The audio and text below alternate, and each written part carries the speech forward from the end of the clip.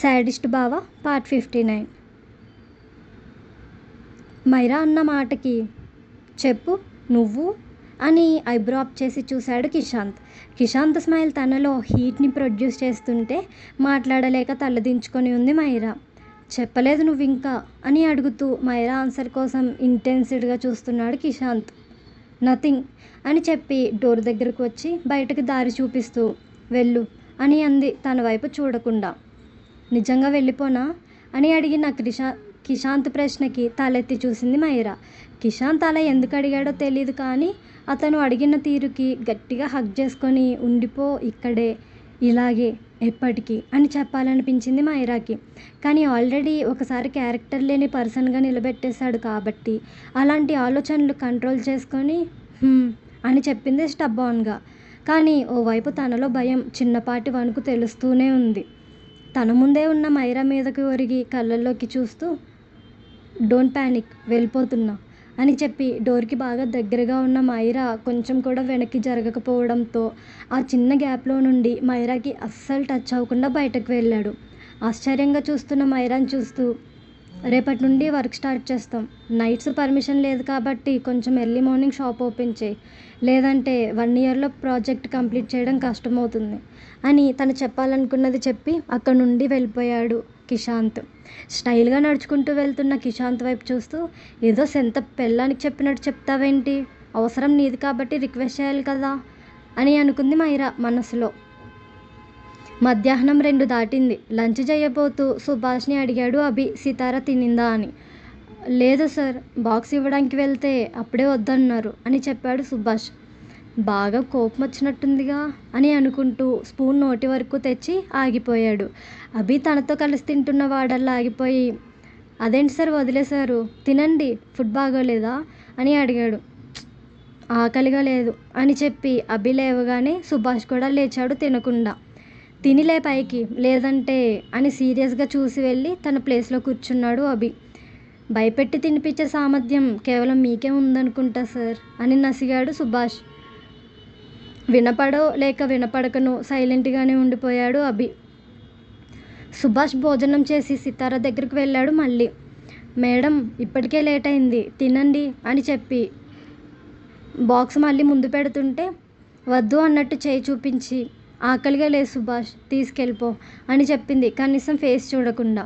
తను అభికి క్లోజ్ అని సితారాకి ఎలాగో తెలుసు కాబట్టి ధైర్యం చేసి గొడవ పడ్డారా మేడం అని అడిగాడు వినయంగా. నీకెందుకు అనలేకపోయింది సుభాష్తో. ఫేస్ తిప్పి చూసింది సుభాష్ వైపు. అంటే సార్ కూడా తినలేదు అందుకే అనిపించింది అని ఎక్స్ప్లెయిన్ చేస్తుంటే ఫేస్ సీరియస్గా పెట్టుకొని అలాంటిదేం లేదు, మీ సార్ అడిగితే తిన్నానని చెప్పు అని చెప్పి సుభాష్ మళ్ళీ మాట్లాడబోతే వర్క్ ప్రెషర్ ఎక్కువ ఉంది సుభాష్, బయటకు వెళ్ళిపో ప్లీజ్ అని చెప్పింది లో వాయిస్తో. సైలెంట్గా అక్కడ నుండి బయటకు వచ్చేశాడు సుభాష్. సాయంత్రం 6 గంటల వరకు సిన్సియర్గా వర్క్ చేశాడు, కానీ పదే పదే తానన్న మాట గుర్తు వస్తుంటే భారంగా కళ్ళు మూసుకొని సీటు వెనక్కి వాలాడు. సితారాకి ఫోన్ చేయాలన్నా కనీసం తన దగ్గరకు వెళ్ళాలన్న ధైర్యం సరిపోవట్లేదు అభికి. సుభాష్ని పిలిచి తినిందా అని అడిగాడు. తిన్నారు సార్ అని చెప్పి అభి డౌట్గా చూసేసరికి అని చెప్పమన్నారు అని చెప్పాడు. సరే నువ్వు వెళ్ళు అని సుభాష్ని పంపేసి ఆ రోజులో వచ్చిన మెయిల్స్ అన్నీ చెక్ చేస్తున్నాడు. ధ్యాసే లేదు టైం ఎంత అయిందో, చూస్తుంటే 11 దాటింది. చేయాల్సిన వర్క్ అంతా అయిపోయేసరికి లైట్స్ ఆఫ్ చేసి డోర్ లాక్ చేసి బయటకు రాబోతూ ఆగి సితార క్యాబిన్ వైపు చూశాడు. లైట్స్ ఆఫ్ చేసి ఉండేసరికి మేడంకి బాగా కోపం వచ్చినట్టుందే, ఇప్పుడు వెళ్ళి బ్రతిమలాడుకోవాలి అని అనుకుంటూ కార్లో స్టార్ట్ అయ్యి దారి మధ్యలో ఆగి ఐస్ క్రీమ్ ఫ్యామిలీ ప్యాక్ తీసుకున్నాడు. ఇంటికి వెళ్ళగానే సితార ఫ్లాట్ డోర్ నాక్ చేయబోతూ ఆగి తన రూమ్కే వెళ్ళి ఫ్రెష్ అయ్యాడు. ఫ్రెష్ అయ్యి వచ్చి సోఫా వెనక్కి వాలిపోయాడు. మార్నింగ్ నుండి పేరెంట్స్ నుండి సింగిల్ కాల్ కూడా రాకపోయేసరికి వరలక్ష్మికి చేయబోతూ ఆగి రఘువరంకి కాల్ చేశాడు అభి. ఆయన ఆన్సర్ చేయగానే ఎలా అయింది జర్నీ అని అడిగాడు క్యాజువల్గా. గుడ్ అని చెప్పి ఊరుకున్నారు రఘువరన్. అభి 2 సెకండ్స్ ఆగి అమ్మ కోపంగా ఉందా అని అడిగాడు. రఘువరన్ ఏం మాట్లాడలేదు. నాన్న అని పిలిచాడు మళ్ళీ. అని అన్నాడు రఘువరన్. ఏమైనా దాస్తున్నారా అని అడిగాడు అలర్ట్ అయి కూర్చుంటూ. ఏం లేదు, మీ అమ్మ పడుకుంది, మార్నింగ్ ఇస్తానులే, అప్పుడే మాట్లాడు అని చెప్పగానే షూరా అని అడిగాడు. హా, బాగానే ఉందిరా, కావాలంటే వీడియో కాల్ చేయనా అని అడిగారు రఘువరన్. వద్దు, రెస్ట్ తీసుకోండి అని చెప్పి కాల్ కట్ చేసి సితారాకి చేశాడు. ఆన్సర్ చేయలేదు మన ఆడపులి. కాల్ అటెంప్ట్ చేయకపోతే ఇంట్లోకి వస్తా, తర్వాత నీ ఇష్టం అని చెప్పి మళ్ళీ కాల్ చేశాడు. ముందే మెసేజ్ చూసింది కాబట్టి కాల్ ఆన్సర్ చేసి సైలెంట్గా ఉంది. ఎక్కడున్నావు అని అడిగాడు. పడుకున్నాను అని అంది సితార. ఒకసారి రా, చూడాలని ఉంది అని చెప్పి కాల్ కట్ చేశాడు. డోర్ దగ్గర వెయిట్ చేస్తున్నాడు. సితార వచ్చి డోర్ ఓపెన్ చేస్తుంది అనుకుంటే తనే కాల్ చేసింది. వెయిట్ చేస్తున్నా అని చెప్పాడు. పడుకున్నానని అన్నానుగా, వెయిట్ చేయకు అని చెప్తుందో లేదో బెడ్రూమ్ డోర్ ఓపెన్ అయింది. బెడ్పై కూర్చున్న తనని చూస్తూ వస్తూ పడుకున్నానన్నో అని అడుగుతూ కాల్ కట్ చేశాడు. సితార కోపంగా చూస్తూ అభి, నాకు నిజంగా నిద్ర వస్తుంది, వెళ్ళిపో బయటకు అని కసిరింది. సితార ముందు ఐస్ క్రీమ్స్ బాక్స్ పెట్టి ఇది తినేసేయ్, వెళ్ళిపోతాను అని చెప్పాడు. నాకేం అవసరం లేదు అండ్ అస్సలు ఆకలిగా లేదు, సో బెటర్ నువ్వు వెళ్తే అని చెప్పి ముఖం మార్చుకొని బ్లాంకెట్ ఫుల్గా కప్పుకొని నిద్ర నటిస్తుంది. సీతు, లెమ్మన్నాన పైకి అని అడిగాడు సహనం నశించి. సితార ఎలాంటి సమాధానం ఇవ్వలేదు. చూసి చూసి ఇంకా యూజ్ లేదని బ్లాంకెట్ లాగేశాడు తన పైనుండి. కోపంగా లేచి కూర్చుంది సితార. తిని పడుకో అని అంటూ సితార పక్కనే కూర్చున్నాడు అభి. విసుగ్గా అక్కడి నుండి లేచి బాల్కనీలోకి వెళ్ళింది సితార. తన ప్రేయసి ముందు ఎంతైనా తగ్గొచ్చు అని భావించే అభి తన వెనకే వెళ్ళాడు. అభి అడుగుల చప్పుడు విని నా మూడు అస్సలు బాగాలేదు అభి, ప్లీజ్ గో అవే అని చెప్పింది కోపంగా. అయినా తన మాట కేర్ చేయకుండా వెనక నుండి హగ్ చేసుకొని సారీ అని చెప్పాడు చెవి దగ్గర చిన్నగా. సారీ అని అన్నా కూడా సితార కోపం కంట్రోల్ కాలేదు. తన నడుమును చుట్టుకున్న అభి చేతులను తప్పిస్తూ ఏదో కోపంలో మాట అంటే ఇంతలా అలుగుతావా అని అడుగుతూ తనని ముందుకు తిప్పుకున్నాడు అభి. అభి ప్లీజ్ లీవ్, నా మూడ్ అస్సలు బాగాలేదు, లీవ్ మీ అని అరుస్తున్న సితార పెదవులపై ముద్దు పెట్టుకున్నాడు అభి. అభిని నెట్టేయడానికి ట్రై చేసింది కానీ అభి పట్టు ముందు తన ఫోర్స్ సరిపోక ముఖమంతా ఇబ్బందిగా పెట్టుకుంది సితార. కానీ అస్సలు సపోర్ట్ చేయకపోయేసరికి రఫ్గా కిస్ చేస్తూ మధ్య మధ్యలో గ్యాప్ ఇస్తూ సారీ చెప్పాను కదే, వినపడ్డం లేదా అని అడుగుతూ మళ్ళీ కిస్ చేస్తుంటే ఫోర్స్గా వెనక్కి తోసింది. సీరియస్గా చూస్తున్న అభి కళ్ళల్లోకి సూటిగా చూస్తూ నేను చీట్ చేస్తున్నాను కదా, అంత అనుమానం ఉన్నవాడివి నా దగ్గరికి రాకు అని అరిచింది గట్టిగా. సితు లిజన్ అని అభి దగ్గరకు వెళ్తుంటే చెయ్యి అడ్డుగా పెట్టి ఇన్నఫ్ అభి, నాకు టైం కావాలి, వెళ్ళిపోయి ఇక్కడ నుండి అని చెప్పి సైలెంట్గా ఉన్న అభిని చూసి నాకు చాలా ఏడుపు వస్తుంది అభి అని చెప్పింది నీళ్ళ కళ్ళతో. సెకండ్ థాట్ చేయకుండా సితారని గట్టిగా హగ్ చేసుకున్నాడు అభి. సారీ సితు, ఏదో ట్రాన్స్లో అనేసానే, ప్లీజ్ హార్ట్కి తీసుకోకు అని చెప్తూ ముఖమంతా ముద్దులు పెట్టుకుంటున్నాడు అభి. ఈసారి సితార అభిని వెనక్కి తోయలేదు. మధ్యాహ్నం నుండి తను మిస్ అవుతున్న టచ్ అది. కోరిన స్పర్శ చెంతకు చేరేసరికి వద్దు అనలేకపోయింది.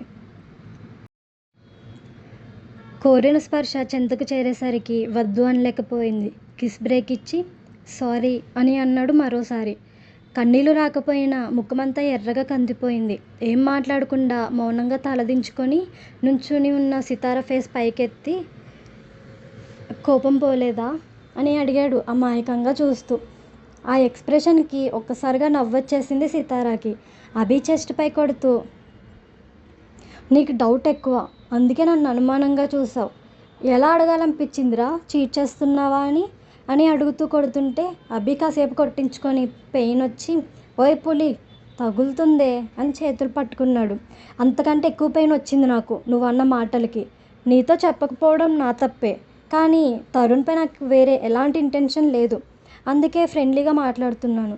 కానీ నువ్వు అని అంటున్న సితారం గుండె కదుముకొని మాట్లాడు, వద్దనను, కానీ నాకు తెలిసేలా మాట్లాడు, అర్థమైందా అని అడిగాడు సౌమ్యంగా. ఆ మాటకి సితార సమాధానం ఇవ్వలేదు. ఆ రోజు కూడా నాకు చెప్పకుండా కాఫీకి వెళ్ళావు వాడితో కలిసి. ఆ ఇన్సిడెంట్ ఎప్పటికీ మర్చిపోలేను నేను. సమయానికి నేను రాకపోయి ఉంటే ఏమైపోయేదానివి పులి, అనుకుంటున్నావా నువ్వు లేకుండా నేను ఉండగలను అని? పిచ్చే నువ్వంటే. నాకు లవ్ ఎక్స్ప్రెస్ చేయడం రాదు. కోపం వస్తే మాటలు కంట్రోల్లో ఉండవు. అస్సలు ఆలోచించి మాట్లాడాలన్న ఆలోచనే రాదు. ఇంకెప్పుడైనా ఇలా ఫ్లోలో మాట్లాడితే పట్టించుకోకు పులి. అది నిజంగా నా ఇంటెన్షన్ కాదు అని చెప్పాడు జెన్యూన్గా. అభి మాటలు వింటూ అభి చుట్టూ చేతులేసి టైట్గా హగ్ చేసుకుంది సితార. నాది కూడా తప్పే. నేను నీ దగ్గర దాచి ఉండాల్సింది కాదు. ఇంకెప్పుడు ఇలా చేయను. కానీ సడన్గా అతన్ని అవాయిడ్ చేయలేను. కొంచెం టైం కావాలి అని చెప్పింది సిన్సియర్గా. Take your own time Seethu. కానీ నా దగ్గర ఏం దాచొద్దు అని చెప్పాడు స్ట్రాంగ్గా.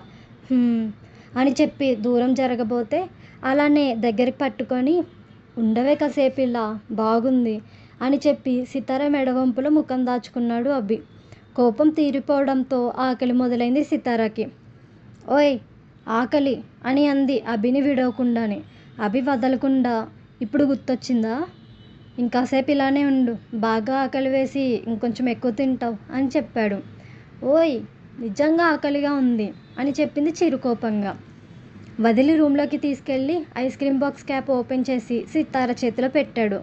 ఇదేం సరిపోతుంది, బిర్యానీ తెస్తావు అనుకున్నాను అని అంది ముఖం చిన్నబుచ్చుకొని.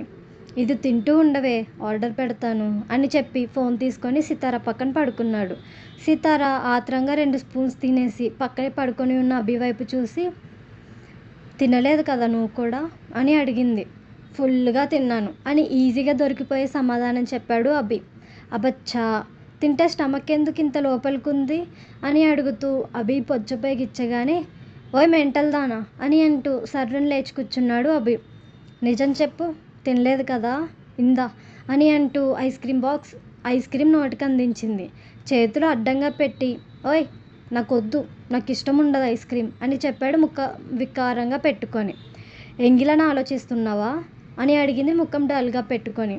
అభి సితార పట్టుకున్న స్పూన్ని నోట్లో పెట్టుకొని ఐస్ క్రీమ్ తిని, పిచ్చి డౌట్స్ అన్నీ వస్తాయి నీకు, ఇప్పుడు హ్యాపీయా అని అడిగాడు తన చేత ఐస్ క్రీమ్ తినిపించిందన్న ఫ్రస్ట్రేషన్లో. సగం బళ్ళు బయట పెట్టి క్యూట్గా నవ్వింది సితార. నీ అని అంటూ, ఎంగిలి అని ఫీల్ అయితే నిన్నెందుకు కిస్ చేస్తానే, ఎందుకు నీ లిప్ కార్నర్లో దాచిపెట్టిన బిర్యానీ తింటాను, ఇంకోసారి ఇలాంటి అనుమానాలు పెట్టుకున్నావంటే గుద్దుతా అని అంటూ తలపై టింగు టింగుమని 2 పీకాడు అభి. మూడోది కూడా కొడుతుంటే కాలింగ్ బెల్ సౌండ్కి ఫుడ్ అనుకుంటా, వెళ్ళి చూస్తా అని చెప్పి వెళ్ళాడు. అభి వచ్చేలోపు సగమైన దాని పని చూద్దామని ఆరాంగా కూర్చొని తింటుంది సితార. డోర్ ఓపెన్ చేసుకొని సితారని చూసి, దానిపై తర్వాత యుద్ధం చేద్దులే, ముందు ఇది తిను, దా డైనింగ్ హాల్లోకి అని పిలిచాడు. ఇప్పుడు అక్కడి వరకు రాలేనబ్బి, ప్లీజ్ ఇలా ఇచ్చేవా అని చేతులు చాచింది. నిన్ను అని అనుకుంటూ కిచెన్లోకి వెళ్ళి ఫుడ్ ప్లేట్లో పెట్టి స్పూన్ పెట్టి సితార రూమ్కి తీసుకువచ్చాడు. ప్లేట్ పట్టుకొని వస్తున్న అభిని చూసి నవ్వుతూ, పర్లేదు, నా సింహానికి మొగుడు లక్షణాలు ఉన్నాయి అని అంటూ ఐస్ క్రీమ్ బాక్స్ పక్కన పెట్టింది. నాకు మొగుడు లక్షణాలు ఉన్నాయని నీకు తెలుసు, నీకే పెళ్ళాం లక్షణాలు లేవు, ముందు అవి ఇంప్రూవ్ చేసుకో అని వెటకారంగా చెప్పి ప్లేట్ తన చేతికి అందించి మళ్ళీ బయటకు వెళ్తే చేయి పట్టుకొని లాగి తన పక్కనే కూర్చోబెట్టుకుంది సితార. ఓయ్ ఇంకా ఏంటి అని అడిగాడు. ఎక్కడికి పోతున్నావు అని అడిగింది సితార. వాటర్ లేవుగా అని అంటూ రూమ్లో చూశాడు ఇంకెక్కడైనా ఉన్నాయేమో అని. వద్దులే, నువ్వు ఇక్కడ కూర్చో అని చెప్పి వదిలింది. తినేటప్పుడు పొలమారితే అని అడిగాడు పెద్ద డిటెక్టివ్ లాగా. వెంటనే అభి కాలర్ పట్టుకొని దగ్గరగా తెచ్చుకొని అతని పెదవులపై పెదవులద్ది, ఏముంది ఇలా ముద్దు పెట్టే, నేనేమననులే అని అందంగా నవ్వేసరికి అభి కూడా నవ్వేశాడు. వెయిట్, వాటర్ తెస్తాను అని చెప్పి ఫ్రిడ్జ్లో బాటిల్ తెచ్చి సితార ముందుంచి ముందున్న సోఫాలో కూర్చోబోతే, అభి ఇక్కడ కూర్చో అని తన పక్కన ప్లేస్ చూపించింది సితార. మూడు బాగుంటే నీకంటే బాగా ఎవ్వరు మాట్లాడరు, కోపం వస్తే నీకంటే ఎక్కువగా ఎవ్వరు అలగరు అని చెప్పి తన పక్కనే కూర్చున్నాడు అభి. కూర్చున్న వెంటనే అభికి బిర్యానీ తినిపించడానికి ట్రై చేసింది కానీ అభి సస్సే మీరా వద్దు అనేసరికి సితార అభి నోరు నొక్కి మరీ నోట్లో పెట్టింది. చిరుకోపంగా చూస్తున్న అభి వైపు చూసి, నువ్వు తినకపోతే ఎలాగోయ్, అసలే అతని బాధ్యత నాకు అప్పగించింది కదా అని చెప్పగానే బ్లాంక్ ఫేస్తో చూశాడు అభి. ఏమైంది అలా చూస్తున్నావు అని అడిగింది సితార. ఎయిర్పోర్ట్లో అమ్మ నిన్ను సైడ్కి తీసుకెళ్ళి ఏం మాట్లాడింది అని అడిగాడు అభి. ఓ, నీకు చెప్పలేదు కదా, తన కోడలిగా నన్ను యాక్సెప్ట్ చేశారు అభి, నిన్ను బాగా చూసుకోమంది అని చెప్పింది చిన్నగా నవ్వుతూ. అభి ఫేస్ సీరియస్గా పెట్టుకున్నాడు. మళ్ళీ ఏమైంది అని అడిగింది బెంగగా. చెప్పాలి కదా నాకు అని అంటూ ఫోన్ తీసుకొని బాల్కనీలోకి వెళ్ళాడు ఫాస్ట్గా. ఏమైందో అనుకొని సితార కూడా అభి వెనకే వెళ్ళింది. అభి రఘువరన్ గారికి కాల్ కనెక్ట్ చేశాడు. లాస్ట్ రింగ్కి ఆన్సర్ చేసిన రఘువరన్, చెప్పు అభి అని అనగానే, అమ్మతో మాట్లాడాలి అని అన్నాడు వెంటనే. చెప్పానుగా పడుకుందని, మార్నింగ్ మాట్లాడుదులే అని అన్నారు రఘువరన్. నేను ఇప్పుడే మాట్లాడాలి డాడ్ అని అన్నాడు అభి. అభి మారం చేయకు, జర్నీ చేసి టైర్డ్ అయింది, పడుకుంది అని చెప్పారు రఘువరన్. వెంటనే అభి నుండి వీడియో కాల్ వస్తే తప్పక ఆన్సర్ చేశారు రఘువరన్. అతని వెనక పరిశీలించిన అభి, హాస్పిటల్లో ఎందుకున్నారు అని అడిగాడు డౌట్గా. పేషెంట్స్ని అబ్జర్వ్ చేయడానికి వచ్చాను నేను మాత్రమే అని చెప్పారు నెమ్మదిగా. డోంట్ లై, మీరు యూనిఫామ్లో లేరు, పైగా ఆ రూమ్ చీకటిగా ఉంది. నిజం చెప్పండి నాన్న, గొంతులో బేస్ పెంచి అడిగేసరికి. అమ్మ అన్కాన్షియస్ అయిందిరా అని చెప్పారు రఘువరన్. సడన్గా ఒళ్ళంతా గూస్ బంప్స్ వచ్చేసాయి అభికి. కమ్ అగైన్ అని అన్నాడు మూగబోయిన గొంతుతో. మొన్న నైట్ నుండి ఏం తినలేదు, ఇక్కడ ఫ్లైట్ ల్యాండ్ అవ్వగానే ఎయిర్పోర్ట్లో అన్కాన్షియస్ అయింది అని చెప్పారు బాధగా.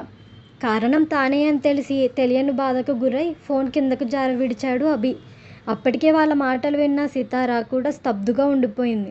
ఎప్పుడైతే అభి మోకాళ్ళపై నేలపై ఒరిగాడో వెంటనే అభిని పట్టుకుంది గట్టిగా. నెక్స్ట్ ఏం జరిగిందో తెలుసుకోవాలనుకుంటే కమెంట్ చేయండి ఫ్రెండ్స్. ఈ మధ్య కమెంట్స్ బాగా తగ్గుతున్నాయి.